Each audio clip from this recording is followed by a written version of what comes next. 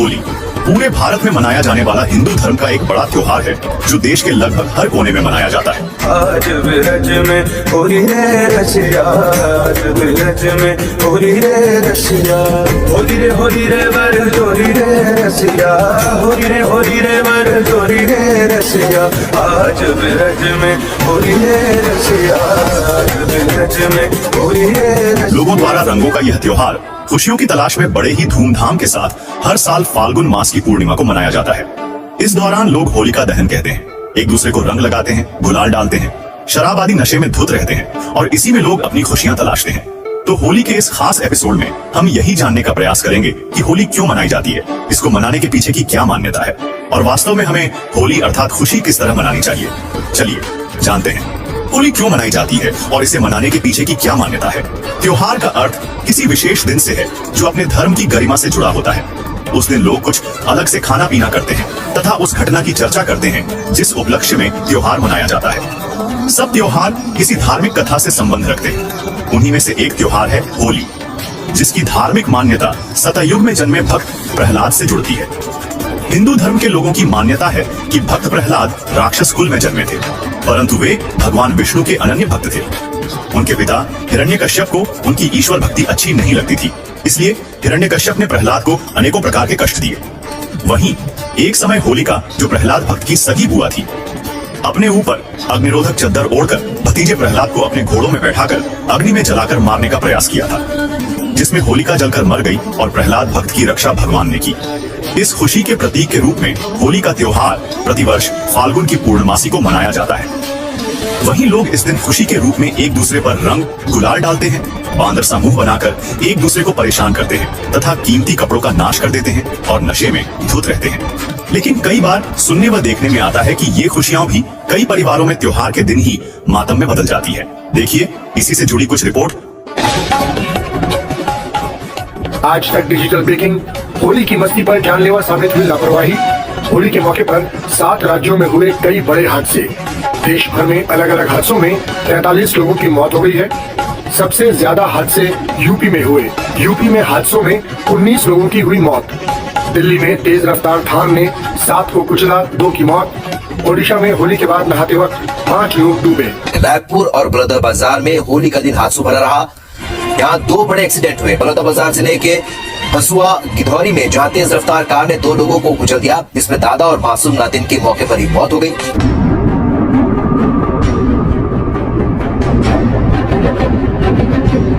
जब आप होली के जश्न में डूबे थे, तब साउथ वेस्ट दिल्ली के वसंत विहार इलाके में एक बड़ा दर्दनाक हादसा हो गया। मलाई मंदिर के पास तेज रफ्तार थार कार ने रेहड़ी पटरी वालों को कुचल दिया, जिसमें मुन्ना और समीर नाम के 2 लोगों की मौत हो गई, जबकि 6 लोग घायल हो गए। होली पर जहां एक ओर पूरा उत्तराखंड खुशियां मना रहा था, तो वहीं दूसरी ओर एक सड़क हादसे ने कई परिवारों के रंग में भंग डाल दिया।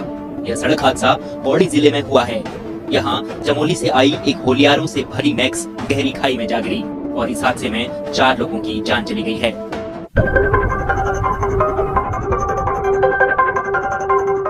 8 मार्च को देश के सभी राज्यों में होली का त्योहार मनाया गया।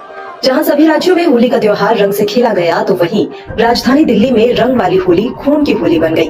दरअसल यहां पर तेज रफ्तार थार ने कई लोगों को कुचल दिया और इस दर्दनाक हादसे में 2 लोगों की मौत हुई, तो वहीं बच्चों सहित 8 अन्य घायल हो गए। दर्शकों, यहाँ विचार करने वाली बात है कि हिरण्यकशिपु को ब्रह्मा जी से वरदान प्राप्त हुआ कि मेरी मृत्यु न किसी नर से, न दानव से, न देवता से, न किसी पशु से हो और न ही दिन में, न रात में, न ऊपर, न नीचे, न अंदर, न बाहर मरूं। और इसी वरदान को पाकर वह मूर्ख स्वयं भगवान बन बैठा, जिसके बाद सर्व विदित है कि उसने आम नागरिकों, ऋषियों, देवताओं पर भी अत्याचार किए और अपना नाम जाप करवाता था।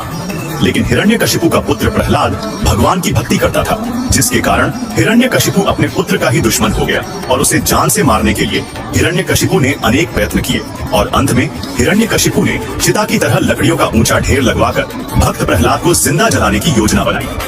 होलिका नामक पापिनी, जो प्रहलाद भक्त की सगी बुआ थी, जिसके पास वरदान से प्राप्त अग्निरोधक चद्दर थी, जिसने हिरण्यकशिपु के आदेश से अपने ऊपर अग्निरोधक चद्दर ओढ़कर भतीजे प्रहलाद को विश्वास में लेकर कहा कि देख बेटा, मैं भी तो आग में बैठी हूँ, कुछ नहीं होगा, और घोड़ों में प्रहलाद को बैठा लिया, जिसके बाद अग्नि जला दी गई। तब परमात्मा ने भक्त की रक्षा के लिए आंधी चला दी और वह अग्नि रक्षक चद्दर को होलिका से उतारकर प्रहलाद भक्त पर उड़ा दी।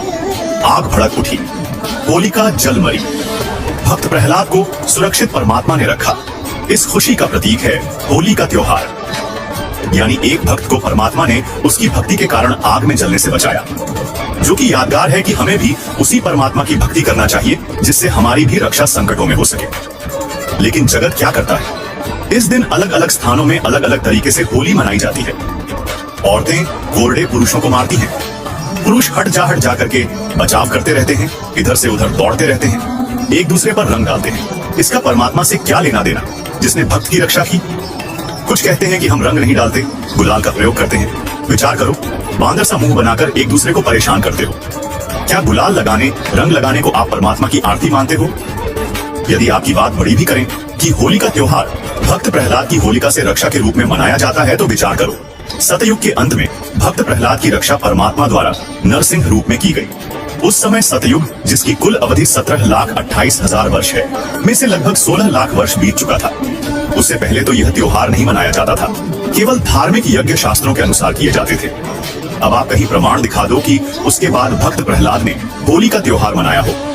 दूसरा, विचार करें, सतयुग के बीत जाने के बाद त्रेता युग, जिसका समय काल 12,96,000 वर्ष का है, और द्वापर युग, जिसका समय काल 8,64,000 वर्ष का है, बीत गए, जिनमें क्रमशः भगवान विष्णु जी के अवतार श्री राम व श्री कृष्ण हुए।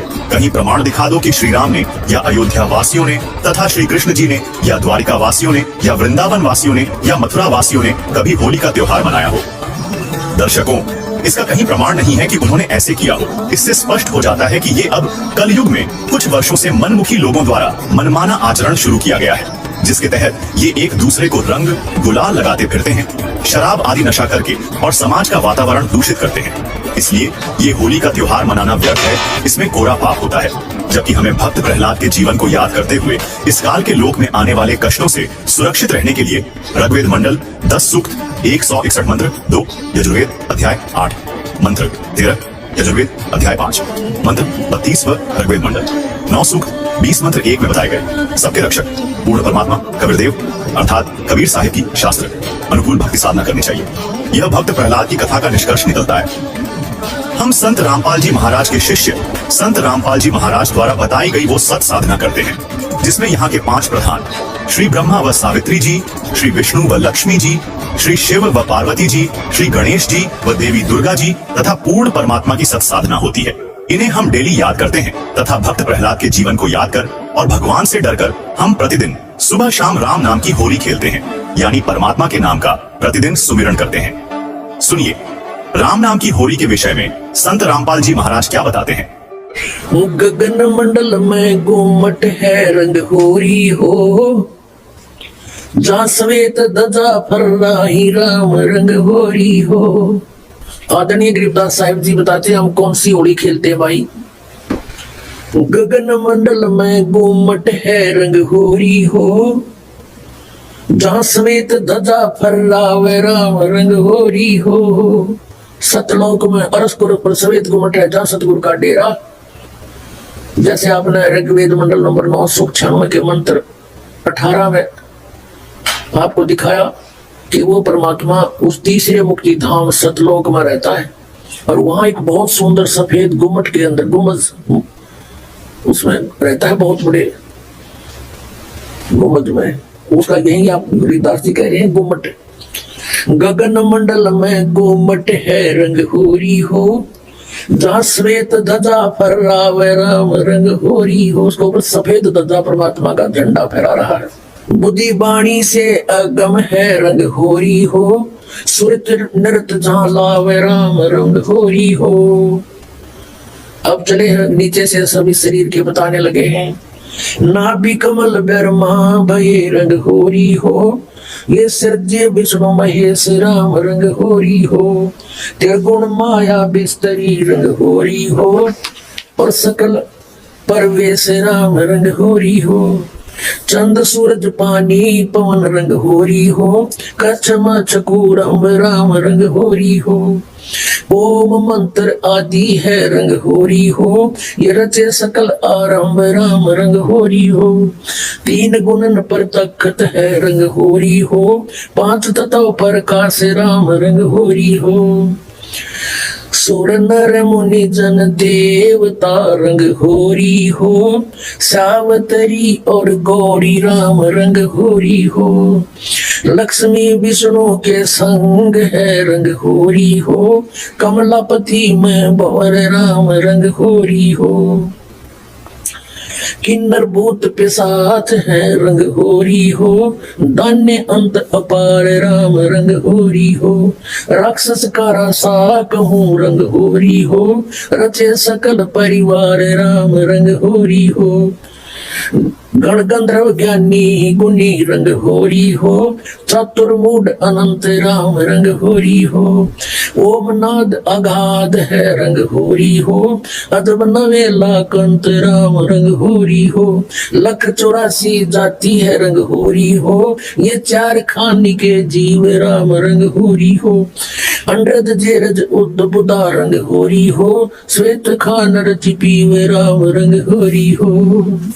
अब क्या बता रहे हैं गरीबदास साहब जी कि ये सभी राम नाम की होरी यानी भगवान को पाने की ट्राई कर रहे हैं। सावित्री, ब्रह्मा, विष्णु, कृष्ण जी, शंकर भगवान और सभी देवता ये सभी मालिक को चाह रहे हैं, पर इनको रास्ता ठीक मिला नहीं। आत्म और परमात्मा रंग होरी हो, एक देही में 2 राम रंग होरी हो, सतगुरु मेला करत है रंग होरी हो, चलो अगमपुर धाम राम रंग होरी हो, दिल की अंदर द्वीप है रंग होरी हो, वो अगम भूमि स्थान राम रंग होरी हो, शून्य सरोवर हंस मन रंग होरी हो, वहाँ खेले फाग बसंत राम रंग होरी हो।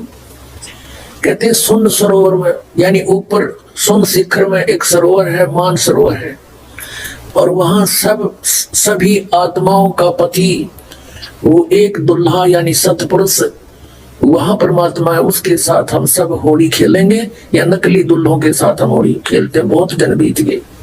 क्या बताते हैं? सोन सरोवर अंश मन रंग होरी हो, वहां खेल है फाग बसंत राम रंग होरी हो, विष्णु शंकर से खेल ही रंग होरी हो, ये सुर नर मुनि जन संत राम रंग होरी हो, वो दुल्हा साहेब एक है रंग होरी हो, ये दुल्हन संख असंख राम रंग होरी हो, घाट बाट इनको पावे नहीं रंग होरी हो, वो अवगत मार्ग बंक राम रंग होरी हो। अब क्या बता रहे हैं कि सभी ये ब्रह्मा विष्णु महेश और सभी उस परमात्मा से होली खेलने के लिए फिर रहे हैं, ट्राई कर रहे हैं, और वो दुल्हा एक है सतपुरुष जिसको सभी खोज रहे हैं, और दुल्हन संख असंख राम रंग होरी हो, वो दुल्हा साहिब एक राम रंग होरी है। यानी उसी से खेलने बात बनेगी, उसी की प्राप्ति के लिए प्रयत्न करने से आपका जीवन सफल होगा। इसका कहने का तात्पर्य आप किसी अन्य के साथ होली खेलते हो, जैसे एक तो यहाँ का जो त्योहार होली इससे मिलता जुलता एक उदाहरण दे रहे हैं कि जैसे आप जी अपने पति के साथ होली खेलती हैं या कोई और नाती से खेलते हैं, कहते हैं कोई तो ब्रह्मा जी को इष्ट मान कर उसके साथ उसकी पूजा करा उससे होली खेल रहा है, कोई विष्णु जी से खेल रहा है, कोई शंकर जी से खेल रहा है, कोई हनुमान जी से खेल रहा है, कोई श्याम जी है और कोई भैरव भूत बतालों से।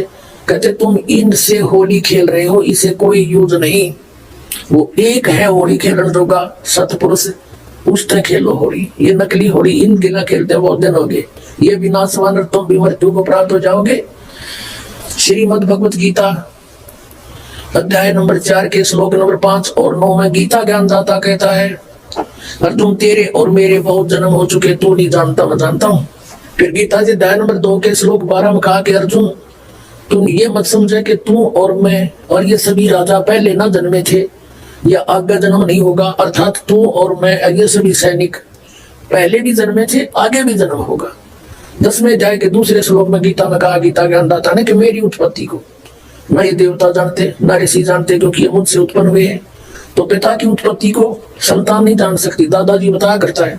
तो इस काल की उत्पत्ति परमात्मा कबीर परमेश्वर जो सबका बाबा सबका दादा सबका जनक है, उसने आके बताया कि इसका भी जन्म होगा। तो ये खुद कहता है 18वें अध्याय के 62वें श्लोक में कि अर्जुन तो सर्व भाव से उसकी शरण में जाओ, उस परमेश्वर की शरण में जाओ। उसकी कृपा से तो परम शांति को, सनातन परम धाम को प्राप्त होगा। अब उस दुल्हे की ऊपर सतलोक में साकार परमेश्वर की गरीबदास जी आंखों देखा क्या बता रहे हैं। सफेद गुमट सिर सेरा रंग होरी हो, सफेद गुमट और सिर पर सेरा, जैसे दुल्ला का शेर हुआ करे मुकुट है मालिक का। सफेद गुमट सिर सेरा रंग होरी हो, और जल का किरण अनंत राम रंग होरी हो।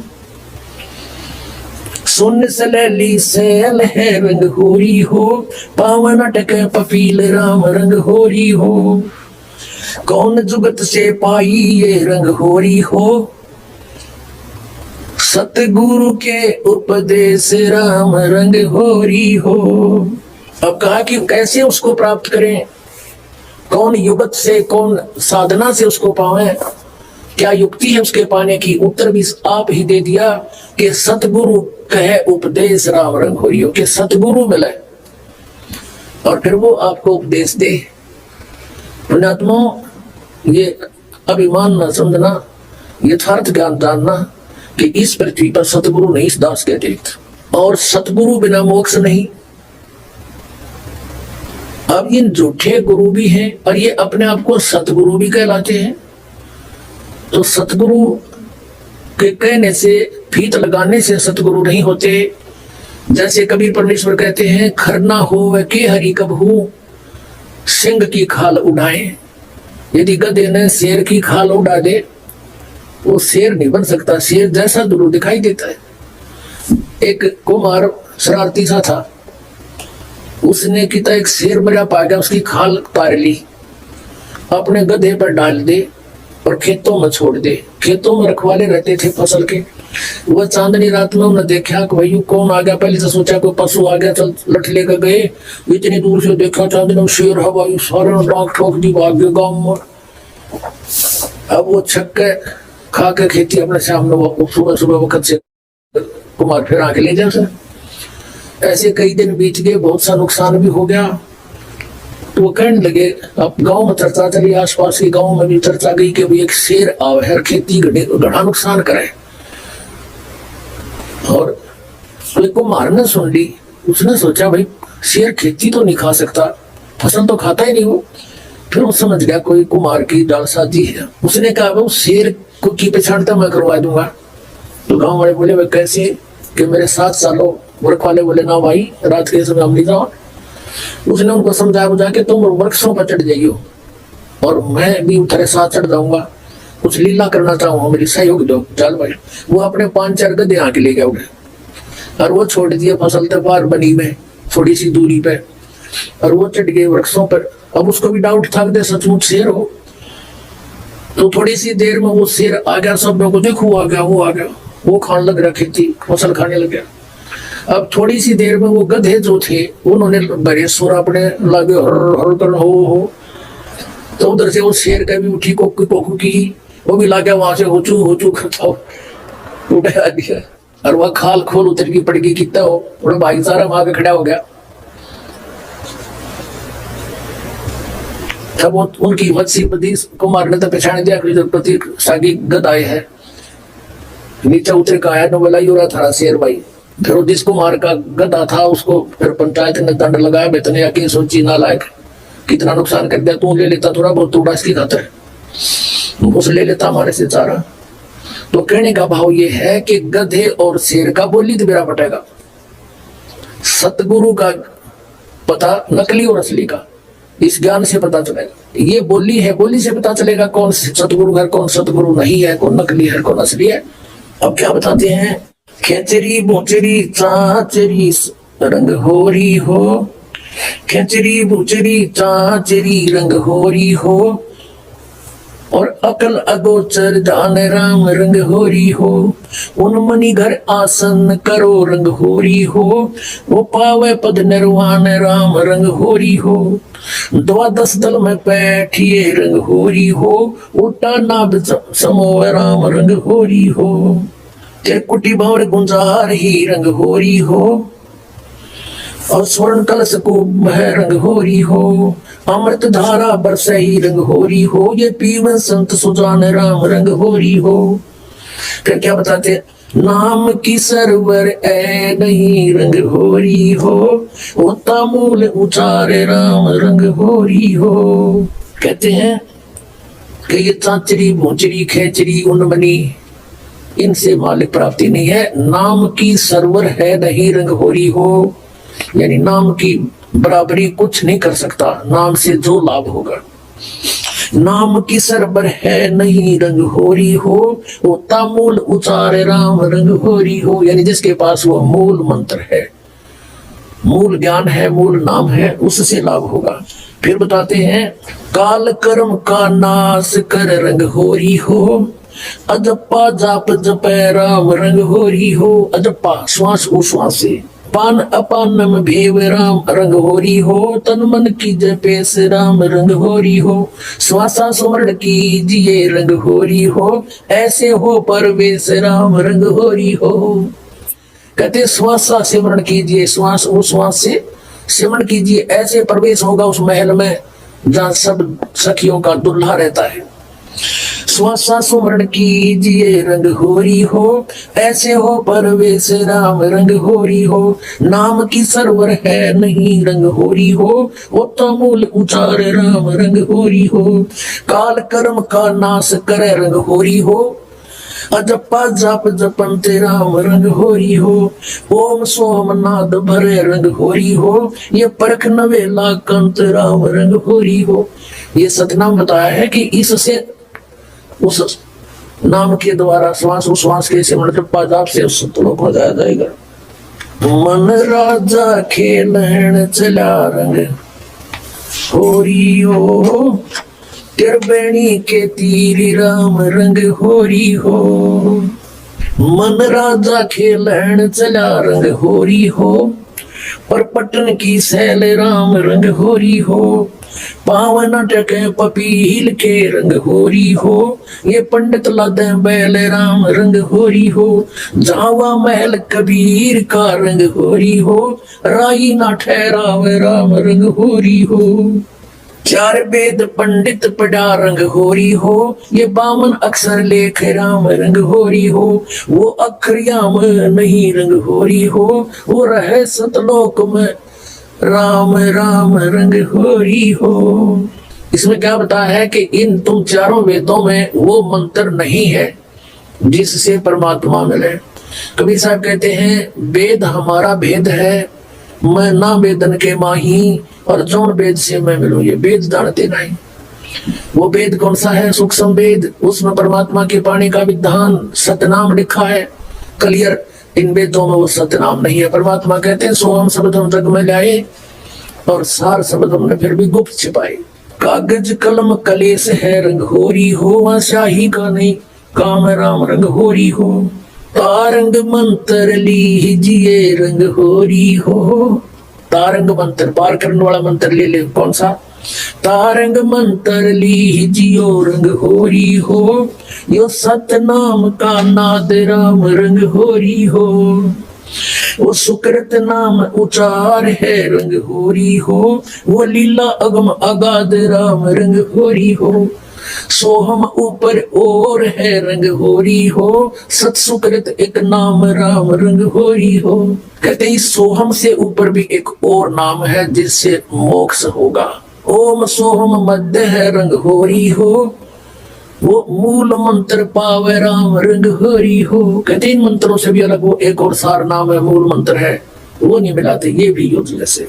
ओम आनंदी लहर है रंग होरी हो, ये सोहम मुक्ता संद राम रंग होरी हो।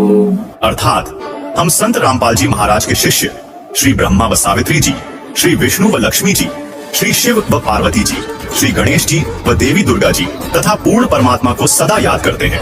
और ये लोग 2-3 दिन ड्रेमा करते हैं, जिसके करने से न कोई धार्मिक लाभ और न ही कोई वातावरण में शुद्धता। हम जो साधना करते हैं उससे धार्मिक लाभ के साथ साथ भगवान की डेली याद बनी रहती है। भक्त प्रहलाद के जीवन को याद करके अपने जीवन के कष्टों से डरकर हम भक्ति करते हैं। तो हम निवेदन करते हैं कि पूरा हिंदू समाज ये नाटकबाजी छोड़कर संत रामपाल जी महाराज द्वारा बताई सत साधना करे और अपना जीवन सफल कराए, क्योंकि गुरु नानक जी ने कहा है, ना जाने काल की कर डारे किस विधि ढल जा पास आवे, जिन्हा दे सिर ते मौत खुड़गदी उन्हानु केड़ा हास आवे। तथा परमेश्वर कबीर जी कहते हैं, कबीर झूठे सुख को सुख कहे, मान रहा मनमोद, सकल छबीना काल का, कुछ मुख में कुछ गोद। हम सभी तो यही सुनते आए हैं कि प्रहलाद भगवान विष्णु की भक्ति करता था, जिसके कारण भगवान विष्णु ने भक्त प्रहलाद की रक्षा की थी। लेकिन आप किस कबीर परमात्मा यानी कबीर देव की भक्ति के विषय में बात कर रहे हो? वास्तव में हिंदू समाज भक्त प्रहलाद की वास्तविक कथा से परिचित ही नहीं है कि आखिर उनकी रक्षा किस परमेश्वर ने की थी। क्योंकि विचार करने वाली बात है कि नारद जी के श्राप के कारण भगवान विष्णु को त्रेता युग में रामचंद्र रूप में अयोध्या में जन्म लेना पड़ा। इस युग में उनका पूरा जीवन ही कष्टमय रहा। पहले 14 वर्ष का वनवास, फिर रावण की कैद से सीता जी को छुड़वाकर अयोध्या लाने के 2 वर्ष पश्चात ही एक धोबी के व्यंग्य के कारण माता सीता को घर से वापस निकाल दिया। अर्थात उनका पूरा जीवन ही दुखमय बना रहा। वे अपने कष्टों का निवारण नहीं कर सके। फिर उन्हीं श्री राम को, जिन्होंने त्रेता युग में वृक्ष की ओट लेकर सुग्रीव के भाई वाली को मारा था, उसका बदला भी द्वापर युग में श्री कृष्ण रूप में देना पड़ा। क्योंकि द्वापर युग में श्री राम तो श्री कृष्ण रूप में जन्मे और वाली आत्मा शिकारी बना तथा श्री कृष्ण जी के पैर में विषाक्त तीर मारकर वध किया, यानी अपना प्रतिशोध लिया। यानी कर्म का दंड भगवान विष्णु को भी भोगना पड़ा। तो जब भगवान विष्णु अपनी रक्षा स्वयं नहीं कर सकते तो वे अपने भक्त की कैसे कर देंगे? दूसरा, श्रीमद् देवी भागवत के 3 स्कंध अध्याय 4 से 5 में शिव जी स्पष्ट कह रहे हैं कि हम ब्रह्मा, विष्णु व शिव प्रारब्ध कर्मों के अतिरिक्त कुछ नहीं दे सकते, क्योंकि हम नियमों में बंधे हैं।